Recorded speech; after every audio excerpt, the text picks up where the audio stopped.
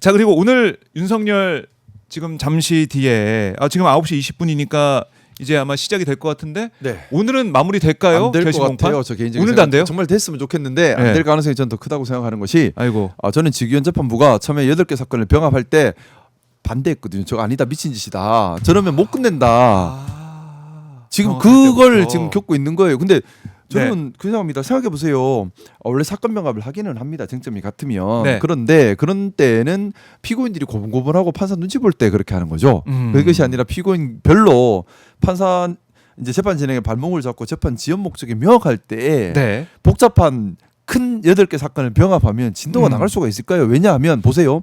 재판을 열고 싶어도 김용현 사정 때문에 윤석열 재판을 못 열고 윤석열 사정 때문에 김용현 재판을 못 열고 근데 그렇게 사정 있는 피고인이 8명이에요. 예. 그러다 보니까 매일 재판을 못하는 문제가 생겼죠. 일단. 그렇죠. 왜냐하면 어제 같은 경우만 하더라도 윤석열 재판 때문에 다른 재판을 이 재판을 화요일로 미뤄진 거잖아요. 네. 아니면 월요일 어제부터 바로 열어도 되는데 어제 또 재판이 있었으니. 또 예. 지난번에 구형을 못한 이유가 김용현 때문에 못했어요. 윤석열은 시작도 못했습니다. 시작도 못했어요. 윤석열은 다 근데 이런 사람이 8명이에요. 근데 자 김용현 변호인이 이제 예. 그 피고인 김용현 변호인 쪽에서 그걸 보여줬죠. 서증 시간 이렇게 끌면 된다. 그리고 윤석열 변호인이 우리는 더 잘할 수 있다고 했어요. 지금. 웬일입니까 이게? 자 그러면 예. 이거 서증 조사만 하면 끝나느냐? 아니에요. 변호인 최후 진술해야 되죠. 네. 이거 필리버스터처럼 나는 10시간 동안 최후 진술할 거예요 할 수도 있죠. 또 피고인 본인 최후 진술 또 남았죠. 맞아요. 나도 필리버스터 할 거야. 자 그러면 이 끝이 안 나요. 그래서 이거는 재판을 함부로 병합하면 안 되는 사건이고 개별적으로 그 자체가. 탕탕탕 빨리빨리 쳐 나가야 되는 사건인데 예. 저는 뭐 물론 지금도 할 수는 있어요. 어떻게 하냐면 지금 부장이 오늘 갑자기 다른 사람이 돼가지고 강력하게 소송 지휘권을 행사하겠습니다. 5분 이상 얘기하지 마세요. 이렇게 하면 끝낼 수는 있어요. 근데 그걸 하겠냐는 거예요. 자 분이 안 할 것 같아요. 그래- 지난번에 봐도. 저는 둘 중에 하나라고 생각합니다. 예. 지금 재판부가 무능하거나 무능하거나. 그러니까 이것조차 판단하고 이것조차 예상할 수 없을 만큼 그래서 소송 지휘권을 행사하지 못할 만큼 무능하거나 예. 또는 할 마음이 없거나 왜냐하면 지금 시간이 얼마 없는 것이 2월 초 되면 인사. 법관이 이사이동철입니다. 아. 법관이 이사이동하면 재판부가 바뀌니까 다시. 이제 재판을 갱신해야 돼요. 예. 그러면 선고를 못 하게 됩니다. 또. 자 그렇게 되면 어떻게 됩니까? 하염없이 재판이 늘어지는 건데요. 네. 지금 기일이 8명을 함께 불러야 되다 보니까 기일도 한 많이 잡아봐야 두세 번 많이 잡지도 못해요. 이제 8명의 네. 사정을 다 맞춰야 되니까 어쩌려고 이렇게 하는지는 모르겠어요. 자 그리고 더 문제 이렇게 무능하거나 의지 없는 재판부에서 내린 판결을 우리 국민이 신뢰할 수 있겠습니까? 왜냐하면 내란 사건 5,200만 국민의 생명을 위협했던 사건, 나라의 정체성을 위협했던 사건, 네. 그 어떤 사건보다도 무겁고 중요한 사건인데 그렇다면 그렇죠. 이걸 판단하는 판사님은 국민적인 신뢰를 얻고 그래야지 그 판결에 대해서 국민들께서 납득하고 받아들일 수 있는 것이잖아요. 반대든 찬성이든. 근데 이렇게 무능하고 의지 없는 모습을 보인 판사의 판결을 국민이 찬성 쪽이든 반대 쪽이든 받아들일 수 있겠냐는 거예요. 그래서 내란 전담 재판부가 필요했던 겁니다. 7월 초부터 작년 7월 초부터 제가 계속 노래 부르지만 맞아요. 내란 전담 재판부, 내란 특별법 그리고 내란 특검은 한 세트로 같이 가야 되는 거예요. 2심에서부터라도 내란 전담 재판부가 반드시 기능해야 한다는 생각입니다. 알겠습니다. 오늘도 좀 너무나 걱정이 되는데 검찰이 구형까지 가게 된다면 네. 특검이 네, 뭐 어떤 구형이 있을까요? 당연히 사형이죠. 사형이다. 네, 당연히 사형일 수밖에 없고요. 검찰의 구형을 볼 때에 보는 것이 첫 특검에, 번째는 예. 법 규정이죠. 아. 지금 법 규정상으로는 사형, 무기징역 또는 무기금고인데 예.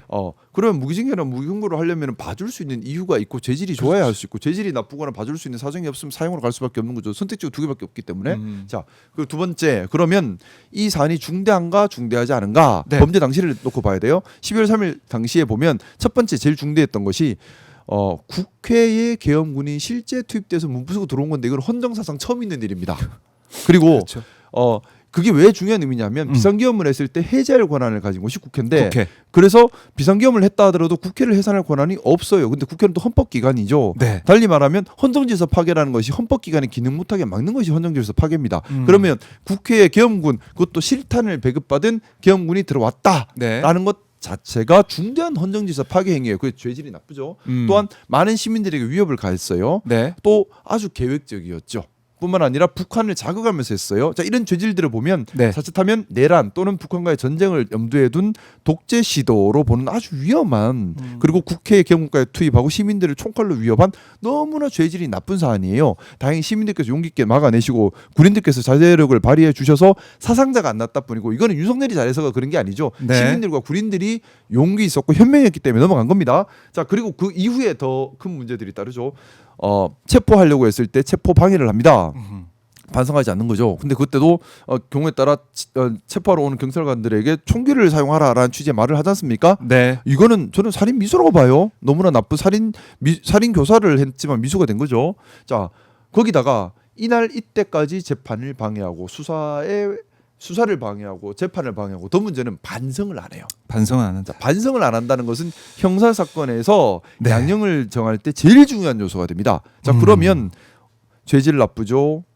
양형 요소 없죠. 네. 그러면 엄하게 처벌할 수밖에 없는데 우리 선례를 봐도 전두환 때 사형, 구형, 사형 선고를 1심에서 했습니다. 자, 그러면 선례로 보나 네. 법으로 보나 양형 요소로 보나 아하. 사형, 구형, 사형 선고하는 것이 합법적이고 타당한 법의 정신에 맞는 일이라고 생각합니다. 알겠습니다. 의원님 오늘은 여기까지 들어보겠고요. 네. 가시기 전에 못한 말씀 있으면 듣고 마무리하겠습니다. 네. 나라가 혼란스럽더라도요. 이게 또 우리 민주당이 좀 혼란스럽더라도요.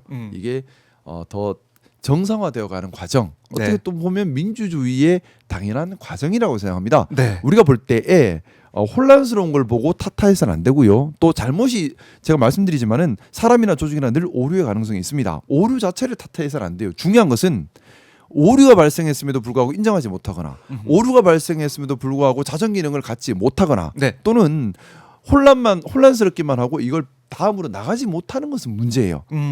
시민이 중심이 돼서 오류의 가능성을 찾고 오류를 바로잡아가고 혼란을 통해서 네. 서로의 의견을 조율해 간다면 이건 매우 건강한 겁니다. 우리 성숙한 우리 대한민국 국민들께서 성숙한 민주주의를 위해 좀 더 관심과 박수를 격려를 해 보내주시길 부탁드리고요. 저도 더 성숙한 시민 위한 국민 위한 민주주의가 되도록 저도 더 노력하겠다 네. 말씀드리고 오늘 날이 좀 쌀쌀합니다. 감기 예. 조심하시고 무엇보다 행복하세요. 행복하세요.